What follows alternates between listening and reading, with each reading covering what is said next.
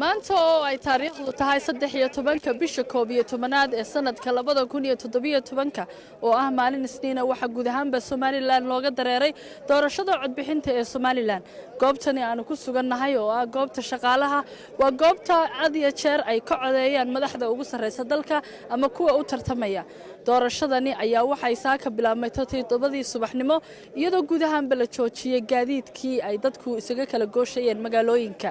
hase ahaatee dadweynaha oo aad u xiiseynaya inay codeeyaan isla markaasina ay codkooda dhiibtaan uguna ridaan musharaxa ay jecel yihiin ayaa iyagu lugtooda Soomaaliya isla markaasina ku sugan goobaha safaf dhaadheer ayaa ay dadweynuhu ugu jiraan iyadoo ay u dulqaadanayaan qoraxda iyo cadceedda ka jirta isla markaasina ay dadweynuhu aad ugu faraxsan yihiin inay maanta doortaan madaxweynihii shanaad ee ay Soomaaliland yeelato halkani haddaba waxa iyagu ka codeynaya mas'uuliyiinta ugu sareysa ee u kala tartamaya saddexda xisbi ee kulmiye u ciidiyo wadani waa Cabdiraxmaan Maxamed Cabdilaahi Cirro oo isagu ka tartamaya xisbiga macaaridka ee wadani Muuse Bixi Cabdi oo isaguna ka tartamaya xisbiga xaakimka kulmiye iyo sidoo kale Injineer Faysal Cali Xuseen Faysal Cali Waraabe oo isna ka tartamaya xisbiga macaaridka ee u ciid saddexda musharax midna hore uga soo noqon madaxweyne Soomaaliland hase ahaatee maanta ay iyaguna ay jecel yihiin inay halkani dadweynahooda iyo taageerayaashoodii ay ka codsadeen in ay doortaan isla markaasina mid kastaaba uu soo bandhigay buugiisa siyaasadeed ee lagu dooran doono ilaahay baa mahadle ilaaha maanta dalkeena nabad qab iyo wanaag iyo horumarin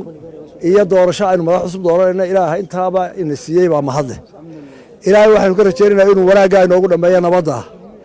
ilaahay waxaan ka rajaynaynaa noqoto doorasho khayr leh oo dalka hore u maraysa oo wanaag inoo horseeda aan inaba wax turxaan inoo keenin ilaahay baynu taa ka baryaynaa maanta anigu dadka waxaa la qaybsanayaa farxadda iyo dareenka sare codbixiyaashu ay ku dooranayaan madaxda dalka maanta aad iyo aad baan ugu faraxsanahay dareenkaygu wanaagsan yahay dadka codaynayana aad iyo aad ayaan u hambalyaynayaa waxaan ku hambalyaynayaa dulqaadka safka ay taagan yihiin cadceedda si ay u soo kala laheen dhallinyarada shaqaynaysa waan hambalyaynayaa da'da yar ciidamada qalabka sida ee kala duwan ee ilaa xuduudaha nabadda inoo xidhay ee inoo ilaalinaya goobaha aad iyo aad baynu ugu mahadnaqaynaa anigoo ka mida muwaadiniinta Soomaaliland ahna musharax madaxweyne Cabdiraxmaan Maxamed Cabdilaahi Cirro waan ku faraxsanahay inaan ka qayb galay anigoo muwaadin ah codaynta doorashada oo hadda soo codeeyey khadkii aan ku codeeyeyna waa ka afartayda ka muuqda waxaan u rajaynayaa shacbiga Soomaaliland inay si nabadgelyo ah iyagoo ixtiraamaya shuruucda aynu dhigannay ciidanka ammaankana la shaqaynaya inay si nabadgelyo ku codayno waxaan shacbiga leeyahay nabad ku codeeya muwaadin kasta xisbigu doono ha u codeeyo waxaynu ku tartamaynaa tartan xor ah oo xalaal ah insha allahu waxaan rajaynayaa inay guul inoogu dhammaato inagoo abaar ka soo baxnay ayaynu doorasho qurux badan oo jaraadka qaarkood ay ku tilmaameen adduunka doorashadii ugu qurux badneed dalka adduunka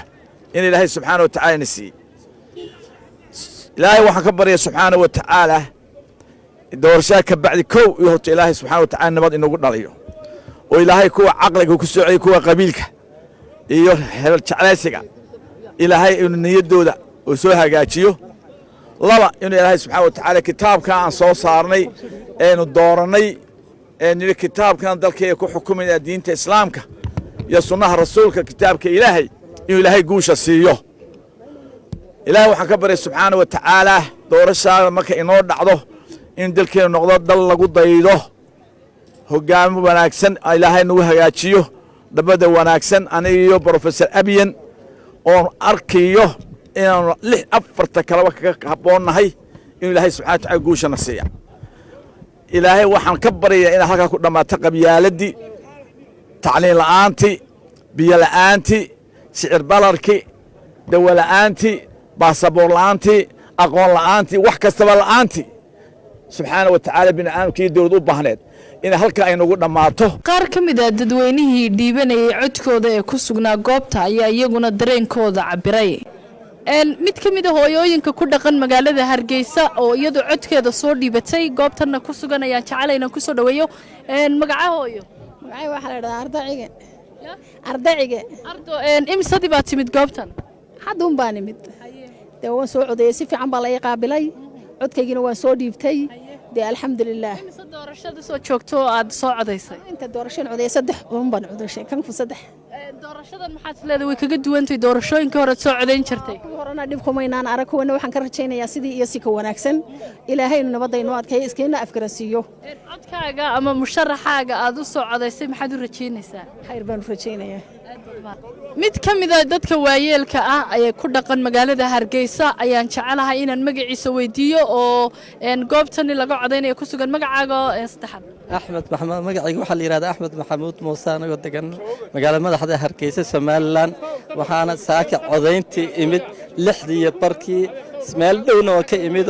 عذر نبوي وين أنا جا قبسن إذا كيوجنا سوى ناس ما بالشدة سمالان السيداين سفي عنا وصل عضية أحزاب تاسميت كمية أنا قصور إذا سوى ناس أنا قصور بعيد عضية maadaama tahay qof waayeelo oo in badan u soo taagnaa doorashooyin kala duwan oo ka dhacayay Soomaaliland doorashadani maxay kaga duwan tahay baad soo dhan kartaa doorashooyinkii hore soo maray Soomaaliland تبي هرنا سي وناكسن بالتنا وحنا كحضارة سنتا دتك بقى أسوة الجستة تأتنا سيدا سوى قد وانتا هذا إن شاء الله سوى ناكسن بيكون دمان تونتا maxaad rajaynaysaa سوى ناكسن إنه قدام مات إن شاء الله برشة سومالان يا أمضاها كلا بسم الله الرحمن الرحيم مقعي وعبد الرحمن يوسف إبراهيم saaka waxaan u yimid halkan inaan codkayga inta badan sugayay aan halka ka dhibto anigoo waqti hore yimid oo ka faa'iideysanay waqtigana himaladii in badan aan ku taamayay way noo soo dhamaatay saaka waxaan ugu soo hawlgalnay aan u soo kalhanay aan u soo goornay inaan kaga faa'iideysano isbedelka wadanka oo doorano madaxweynaha aan u aragnay inuu hanan karo mustaqbalka Soomaaliland waan codeeyay fartayduna tawal aad baa u maasasiin sagal Mustafa Xasan Nuur VOA xarunta hoolka shaqaalaha ee dadweynuhu ka codeynayaan magaalada Hargeysa